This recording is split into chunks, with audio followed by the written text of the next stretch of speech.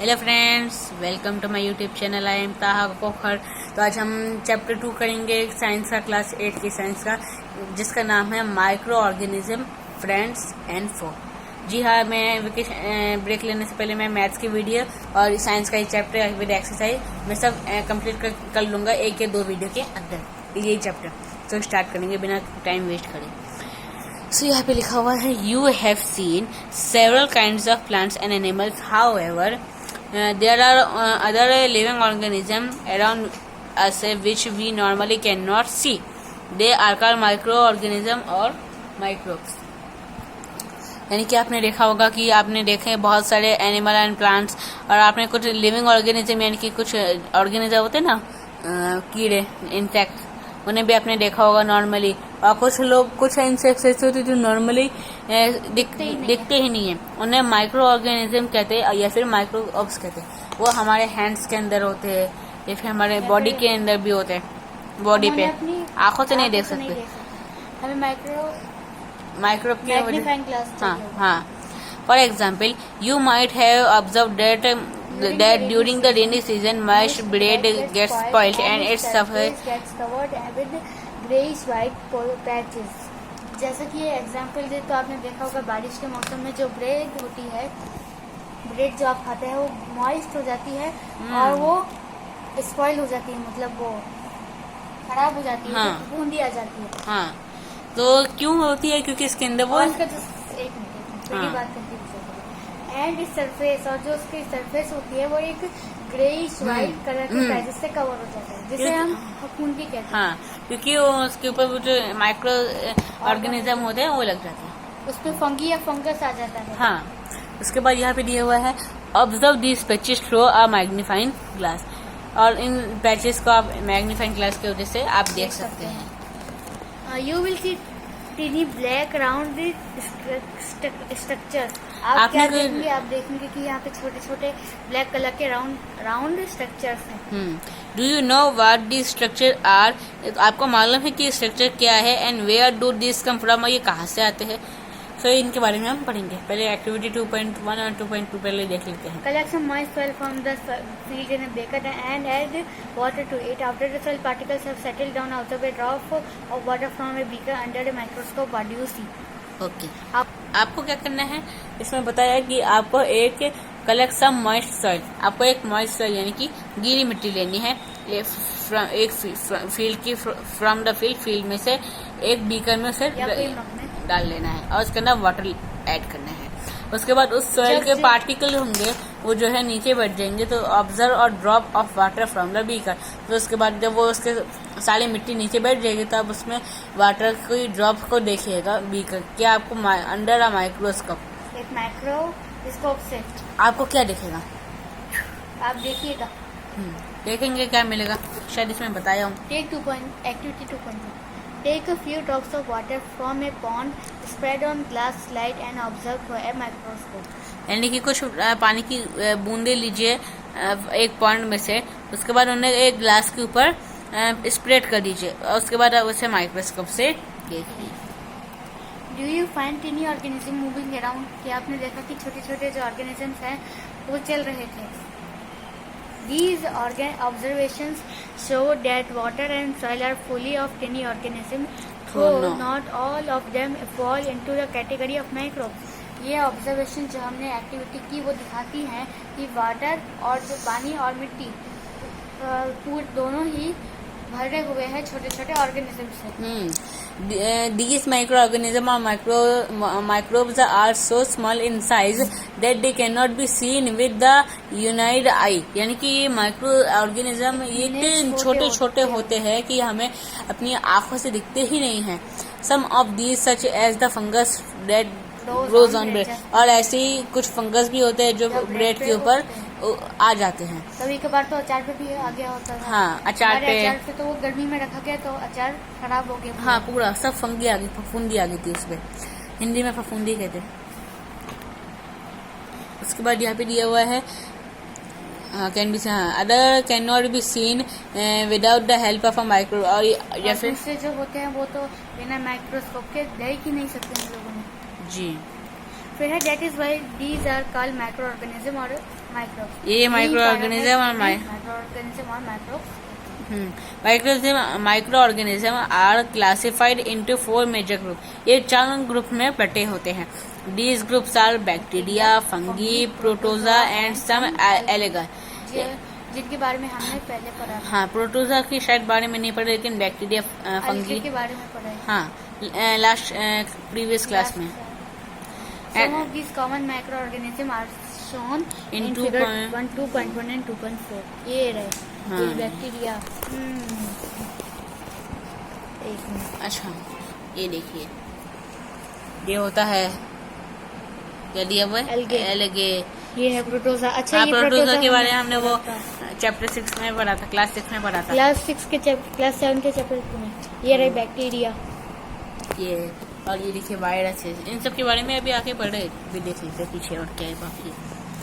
Okay, next. इसके बाद virus आता है। वायरस जो आप देखते हैं, मालूम है वायरस क्या होता है? कोरोना वायरस चल रहा है। Virus are also microscope but different from the micro organism. जी हाँ, वायरस भी जो होते हैं वो माइक्रोस्कोपिक ही होते हैं, लेकिन वो अलग होते हैं माइक्रो ऑर्गेनिज्म से। जी, कि कैसे? They however reproduce only inside the cells of the host organism, which may be a bacterium, plant or an animal। वो they however reproduce only inside the cell of the host organism, which may be a bacterium, plant or an animal। यानी कि वो या तो एक plant के अंदर होते हैं या फिर एक एनिमल के अंदर होते हैं। जैसे कि आप मालूम है, कुछ एनिमल्स आपने देखे होंगे, डॉग, कैट, वो सब ऐसे लैंड पे ज़मीन पे पड़े रहते हैं, लेटे रहते हैं। तो उनके ऊपर जो आप देखेंगे, अगर आप देखेंगे तो उनके ऊपर बहुत सारे ऑर्गेनिज्म लगे होंगे, तो वो जो है वायरस होता है, उनके अंदर वायरस हो जाता है। ऐसे ही अगर ऐसी जगह पे आप बैठे होंगे जहाँ पे बहुत सारी गंदगी है, बैड स्मेल आ रही है, तो वहाँ पे इंसेक्ट्स बहुत है, तो आप वहाँ पे बैठेंगे तो आपको क्या लग जाएंगे? बैक्टीरिया, वायरस हो जाएगा, आपको बीमारी हो जाएगी। जी हाँ, इस तरीके से ये बताया इसके अंदर। Common elements like cold, influenza यानी कि flu and most cough are causes by virus. ये जब वायरस के बीमारियां हैं वो वायरस के दौरान। वायरस की जैसे कोरोना में क्या है? कोरोना में यही तो है, खाली सर्दी खांसी वही तो होता है, लेकिन कोरोना का एक बहुत बड़ी बीमारी बता दिया गया है। क्या बात है? Serious disease like polio and chicken pox are also caused by virus. हाँ, ये वाली डिजीज बड़ी बीमारी है, पोलियो और चिकन पॉक्स। ये बहुत बड़ी खतरनाक बीमारी है, ये भी वायरस के द्वारा ही होती है। Disease like dysentery and malaria are caused by protozoa. ये प्रोटोजोआ के द्वारा होती है, ये यानी कि मॉस्किटो के द्वारा। Typhoid and tuberculosis are bacterial disease. ये बैक्टीरियल डिजीज है। You have learned about some of these are microorganism in class 6 and class 7। Yes, सभी पेज नंबर 19 है, वो हमने पहले 17 पढ़ा है। 18 ये पेज हमने बताई दिया, ये सब पिक्चर दी हुई है। हाँ, वो दिखाई दी हमने आपको। अब है where do microorganism live. Just में माइक्रो ऑर्गेनिज्म रहते कहाँ? माइक्रो ऑर्गेनिज्म में भी single cell like bacteria, some algae and protozoa, और multicellular such as many algae and fungi. Micro organism जो है वो सिंगल सेल के हो सकते हैं, जैसे कि बैक्टीरिया, कुछ अलगे हो सकते हैं और कुछ प्रोटोजा हो सकते हैं। कुछ अलगा ऐसे होते जो फंगी भी होते हैं फंगी के साथ। They live in all type of वो हर एनवायरनमेंट में लिव कर सकते हैं, ranging from ice cold climate to hot springs.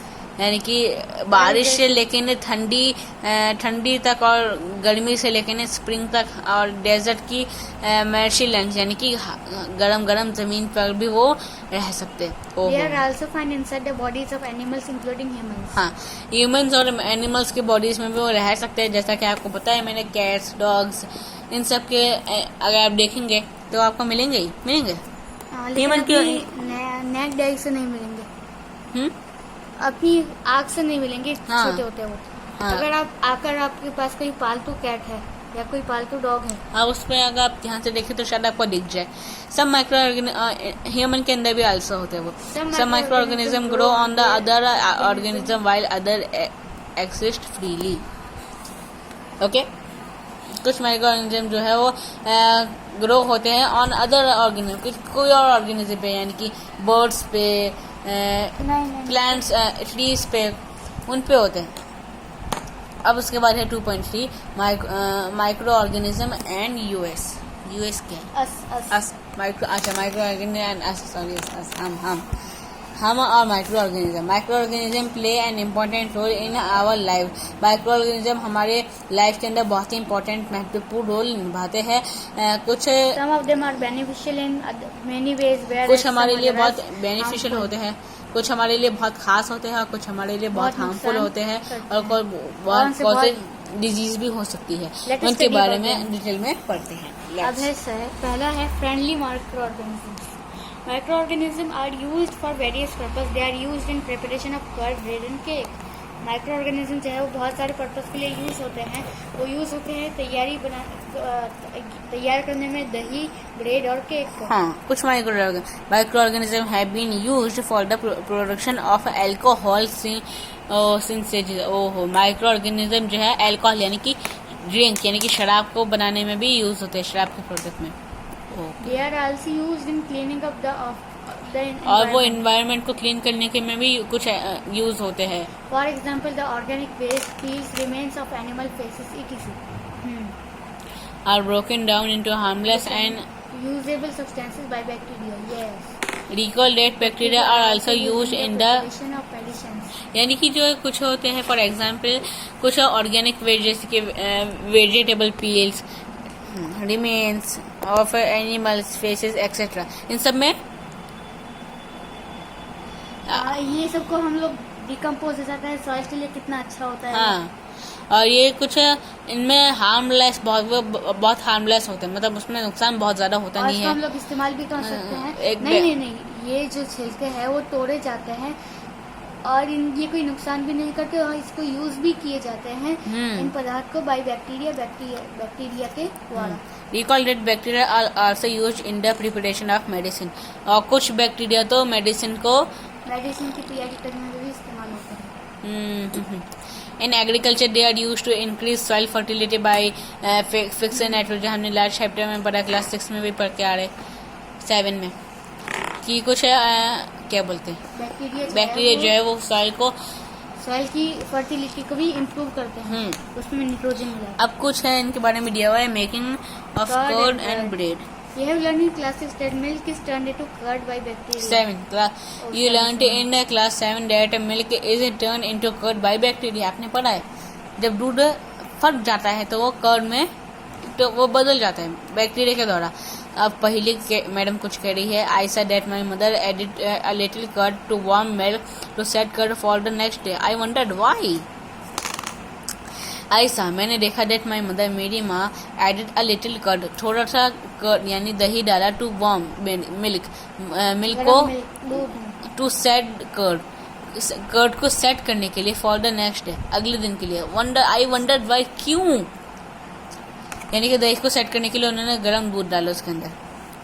Curds contains several micro organism. Curds के अंदर बहुत सारे माइक्रो ऑर्गेनिज्म। आप देखते दही लाते तो उसके अंदर बबल्स होते हैं ना, आप देखते, और उसके अंदर वो छोटे छोटे छेद होते हैं, आपने देखा है कि वो क्या होते हैं, माइक्रो ऑर्गेनिजम्स होते हैं और कुछ नहीं होता।